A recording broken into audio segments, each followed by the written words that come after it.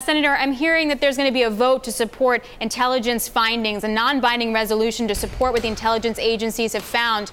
Do you sign it? Absolutely, because the president's comments that he just made were nuts. I mean, what drove a relationship divide between Russia and America is because Russia intervened in our elections. They hacked into the Democratic Party, released information to help Trump and hurt Clinton. They broke into 21 states' electoral systems, and they used social media to manipulate and try to break apart Americans. Right. That was the conclusion of the intelligence community. It was the conclusion of the actual social media companies like Facebook, Twitter, and YouTube. It was the conclusion of other nations. I met yesterday with nations, European nations that had also been attacked by Russia. The fact that the president, in this very weak performance, kowtows to Putin and accepts his version of the facts, I frankly think that's a national security risk, and it sends a horrible message to our allies, and somebody needs to step up and say that is not the American position. So, Senator, what I mentioned is it's a non-binding resolution. So you can sign it, you state your piece, but it doesn't actually do anything to curb anything that President Trump is doing. What are some concrete actions that Senate and Congress can take that will restrain how this goes forward? Hearings, for example, legislative authority. I would like to do much more, but we've got to do it in a bipartisan way. Now, I think the Senate is waking up.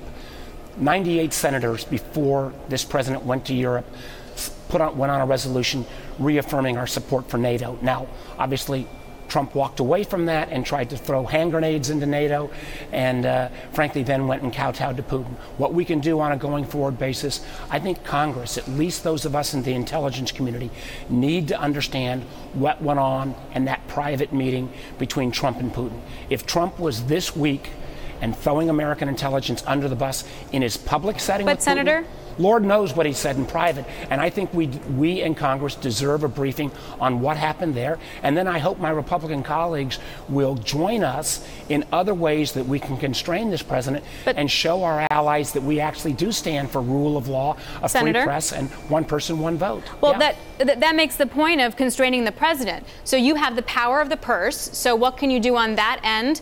You could also maybe do regular hearings. Would you consider that? I mean, knowing what went on in the room is one thing, but sort of having a checks and balance and not playing catch up is something different. Give me some more concrete steps. Well, concrete steps, I think the intelligence community and our committee, which has been bipartisan already and put out reports reaffirming that the intelligence community assessment was accurate, that Russia attacked to help Trump and hurt Clinton. That's on record already. I think we can continue to pursue actions that says when the president uses what's called Section 232 authority, national security authority on tariffs, if he's using that particularly against NATO allies when it's not a national security concern, I think Congress can hold him in check.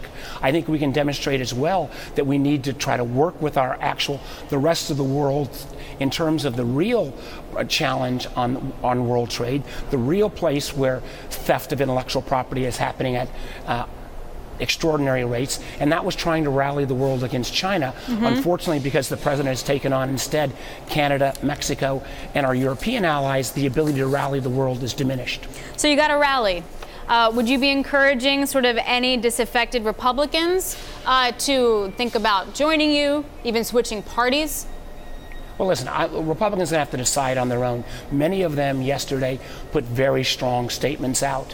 I mean, this was an embarrassment to the whole country. I mean, I've not seen, maybe there's been one senator that's defended the president, but everyone else who's spoken out has said this was bad to throw the American intelligence community under the bus. These are men and women who protect our country day in and day out. No American president has ever done that. And I do think it's right to say to my Republican colleagues, it's great if you put out a statement, but will you vote with your Democratic colleagues to rein this president in from taking us down a path that I think is going to hurt us on a trade basis, but also hurt us on a basis with our allies. Senator, what's the probability that you would run for president? Listen, my job is to deal right here in the Senate and try to keep one, the bipartisan investigation going in terms of the Russia intervention, but also realized there needs to be a voice here in the Senate that realizes that, frankly, both political parties are pretty stuck in the 20th century, and that we need to recognize in a world where people aren't going to work 35 years for a single job, that we need, frankly, a forward-leaning economic theory that has portable benefits, that has a new investment in human capital. Yeah. And I actually think trying to build a bipartisan support here in the Senate is something that I can do. So it seems like maybe not yet was that catalyst, but you're also going to be running at 10 a.m. to the Senate Banking Committee where Jay Powell will be testifying. What's your number one question for him?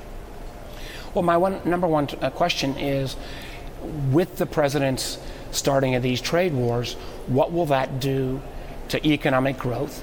What are the possibilities and probabilities now as well of interest rate increases as we look at a country that's $20+ trillion in debt, and what will those interest rate increases do to, frankly, the ability for us to manage our existing federal budget, which 100 basis point increase in interest rates adds $160 billion a year in additional debt payments. That is a ticking time bomb. So trade and the overall state of our balance sheet are the areas that I want to focus on.